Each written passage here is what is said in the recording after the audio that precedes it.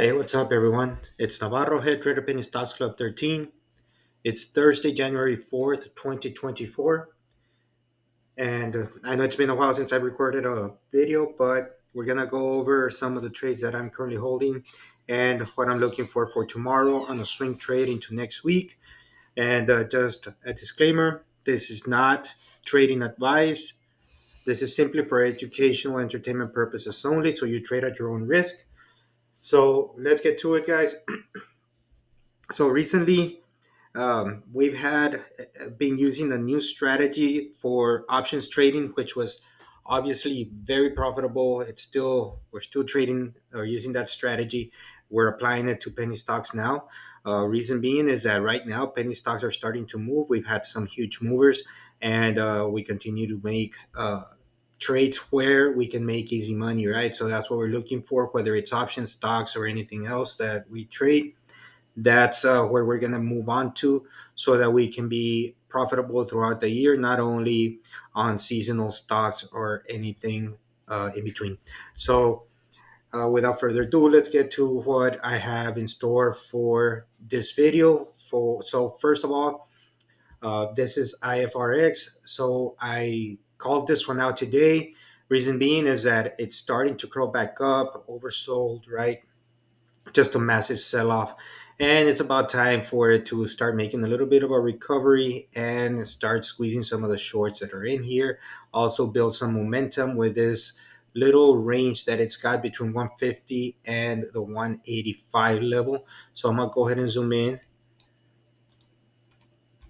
right here. And as we notice here, we do have this little range right here, right? You can see how the price was just kind of ranging. So, that's the range I'm talking about.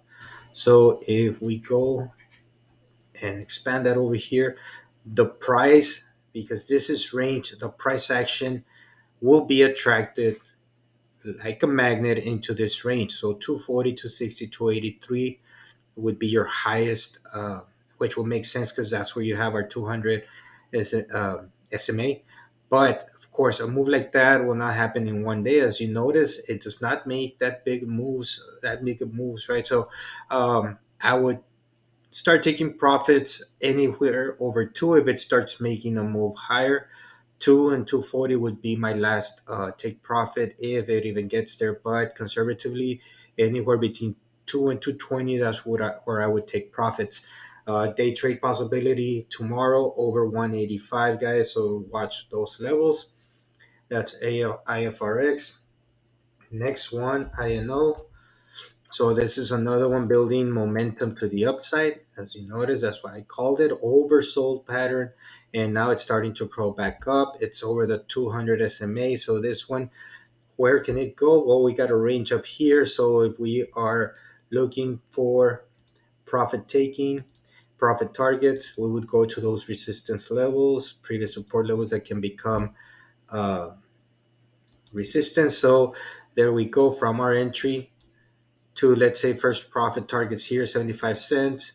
If it makes that kind of move, entry was a little below 60 cents, so that would be around 17-20% to that 70 level, conservatively speaking. But it does make huge moves, so then we'll wait and see what it does. If not, you know, we can use this as support. The risk to reward is there. This is a good setup if you trade it properly. I know. Next one is LMFA.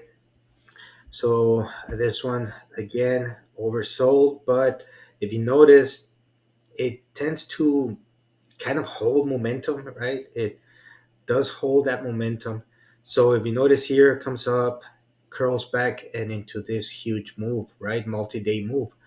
So right now it made its initial move. Now we're looking for that second leg, possibly 110. If it makes it, if not, again, we'll be looking for to cut it for minor losses. But again, that's what we're looking for, that curl back up, and of course take profits where we can have them. You're gonna probably have some resistance up here, so you gotta be careful with that and start taking profits and making its way higher. The other one, new, you guys had some news, but this one is heavily, uh, or it's not. I don't know if it's heavily shorted. I don't think so, but it's a very low float, so it's very volatile. But if it does start breaking out, this one is going to make a huge move. This one's going to be a good runner. It had good news today. It broke out. I had told everybody look for that 75 cent level break.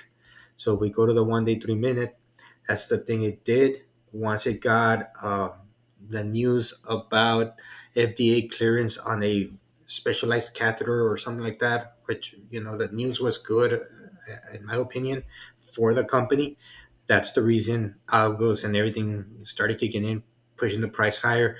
Went over 75 cents. I jumped in right at 76. And then, of course, I wasn't able to take profits because it was an afternoon breakout. So, what I was waiting for was for it to come back down to 75, see if it will hold. But as you noticed, it just continued trading lower.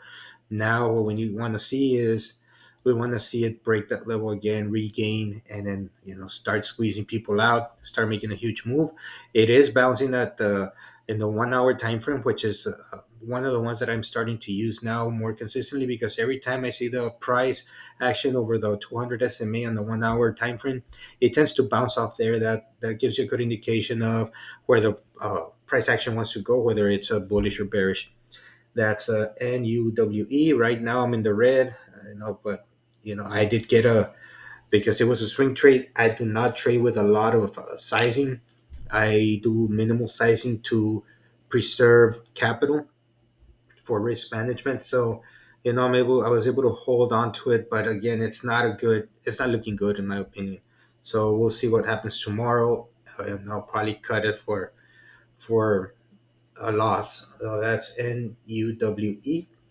Now let's see what else we can trade tomorrow. Of course, this is not an exhaustive list. This is just some setups that I see value in, and I like them. Doesn't mean you like them. You might think they're not worth your time, so don't trade them if you don't like them. I'm just giving you my honest opinion on what I see on the next stocks that I'm going to present to you all.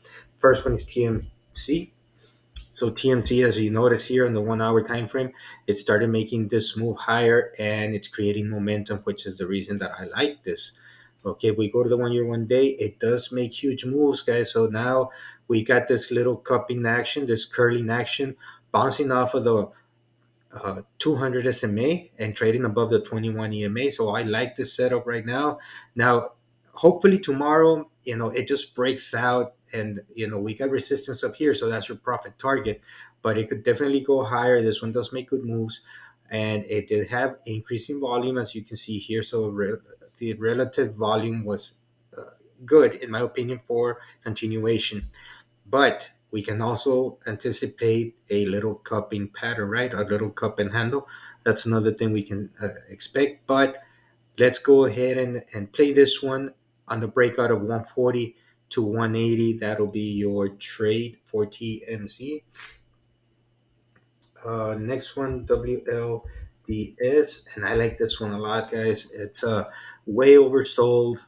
And if we notice right now, we're trading above the 21 EMA.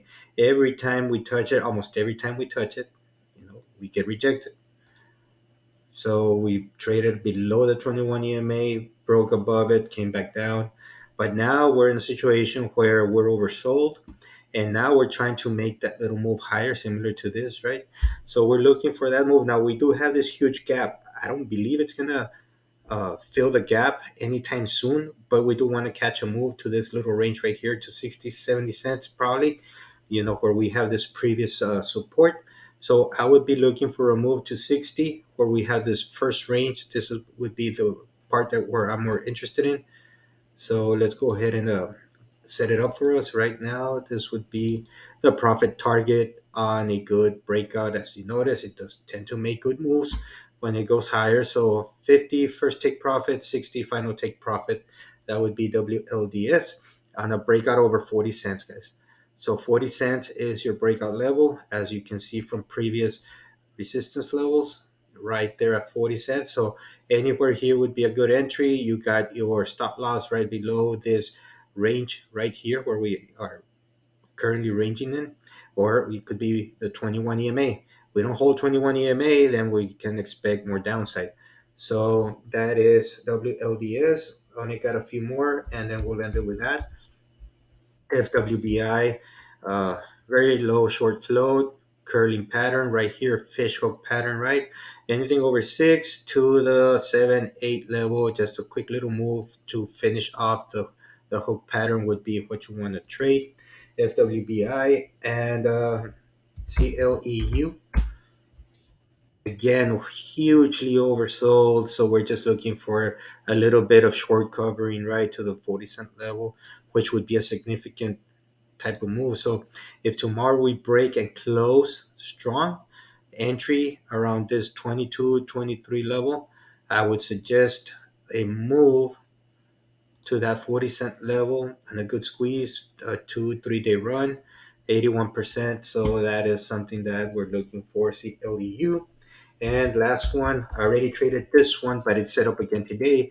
I did trade this one, called it out yesterday, right before the break of 88 cents. So if we go to the 1 day, 5 minute, okay, here was our entry.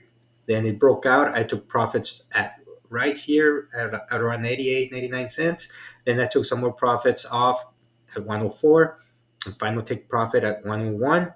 And now it did trade and hold its level. So that's a good thing. Now that $1 level is going to be critical for continuation. And I see this one has potential to its previous rejection levels up here.